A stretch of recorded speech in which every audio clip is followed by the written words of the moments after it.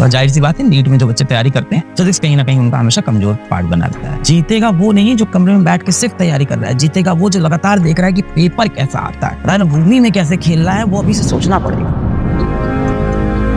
आप एक सिपाही से बोलो क्या उसको इस तरह से सीढ़ी चढ़ना, रस्सी चढ़ना, पहाड़ पे चढ़ना, स्विमिंग करना, ये सब क्या इंटरेस्टिंग लगता होगा? हो सकता हो एक दिन लगे भी, रोज रोज तो नहीं लगता होगा। पर रोज आके सुबह वो 1 घंटे ग्राउंड के 5 चक्कर लगा रहा है, रोज आके वो सीढ़ियां चढ़ रहा है, वो पत्थर तोड़ रहा है, मजबूत कर रहा है खुद को। किस लिए? क्योंकि वो अपने आप को तैयार कर रहा है लड़ाई वाले दिन के लिए, कमांडो के लिए। उसको भी वो चीज बोर लगती होगी बेटा। और आप देखो सिपाहियों को भारत माँ की रक्षा करनी है, उनके अंदर ये इतना डीप ये फीलिंग बैठ चुकी है ना उनके अंदर कि उन्हें कोई चीज डिस्ट्रैक्ट नहीं कर पाती। और मैं आपको एक और सच बताता हूँ, कठिन है, बोरिंग लगता है, मैं मानता हूँ, मुझे भी लगता था। फिजिक्स में एक चैप्टर को आप 10 दिन पढ़ना, खूब अच्छे से पढ़ना। फिजिक्स में एक चैप्टर को 10 दिन पढ़ना, खूब अच्छे से, उसके 100 सवाल प्रैक्टिस कर लेना, उसके 150 सवाल प्रैक्टिस कर लेना। कोई गारंटी नहीं है कि एग्जाम में आने वाला सवाल आपसे अभी भी हल हो जाए। डिफाइंड ही नहीं है ना, सवाल किसी भी फॉर्मेट में बन सकते हैं, क्वेश्चन की भाषा कैसी भी हो सकती है, न्यूमेरिकल वैल्यू कैसी हो सकती है, कैलकुलेशन में समय लग सकता है। ऑल्दो बहुत ज्यादा कैलकुलेशन नहीं कराता है आज के समय में, तो बिल्कुल नहीं करा रहा है, पर वहाँ पे case by case question different हो सकता है। यहाँ चांसेस ज्यादा है, स्कोप नहीं है बहुत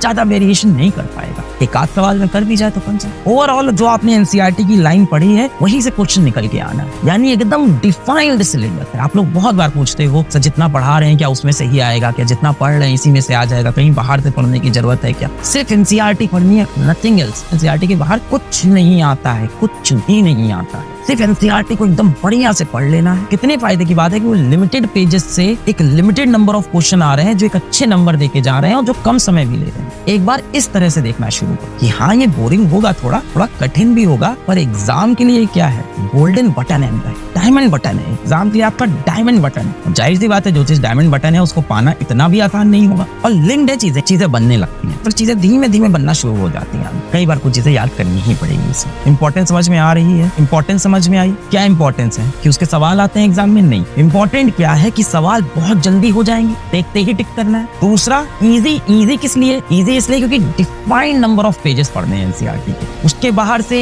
150 न्यूमेरिकल कर लो, सकता है एग्जाम में 151 न्यूमेरिकल आया हो, और फिर ये डिपेंड करता है आपकी कैपेबिलिटी पे, आपको कॉन्सेप्ट कितना अच्छा समझ में आया था कि आप वहाँ हल कर पाओगे कि नहीं कर पाओगे। जाहिर सी बात है नीट में जो बच्चे तैयारी करते हैं फिजिक्स कहीं ना कहीं उनका हमेशा कमजोर पार्ट बना रहता है, क्योंकि वो मैथ से भाग रहे हो। कर लेते हैं, अपने नंबर सिक्योर कर लेते हैं, ये अपने नंबर सिक्योर कर लेते हैं और टाइम सिक्योर कर ले। 8 पंजे 40 सेकंड, यानी 1 मिनट के अंदर आपके सवाल हो चुके हैं सारे। चलो मैं बहुत ज्यादा नहीं बोलता हूँ, एक नहीं बोलता हूँ, मान लो 2 मिनट के अंदर, 2 मिनट के अंदर एग्जाम में आप 8 सवाल सॉल्व कर रहे हो। स्पीड आपको मिल गई है। कितना समय बचाएगा अब आपके कठिन कार्य, मेहनत का कार्य जहाँ पे सॉल्व करना है, कितना समय बच जाएगा? जीतेगा वो नहीं जो कमरे में बैठ के सिर्फ तैयारी कर रहा है, जीतेगा वो जो लगातार देख रहा है कि पेपर